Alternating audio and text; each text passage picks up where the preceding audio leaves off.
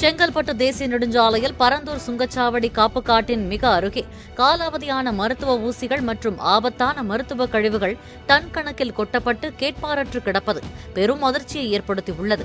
இந்த மருத்துவ கழிவுகள் அரசு மருத்துவமனை அல்லது தனியார் மருத்துவமனைகளை சேர்ந்ததா அல்லது தனியார் மருந்தகங்களிலிருந்து கொட்டப்பட்டதா என்று மாவட்ட நிர்வாகம் உடனடியாக விசாரணை நடத்த அப்பகுதி மக்கள் கோரிக்கை விடுத்துள்ளனர்.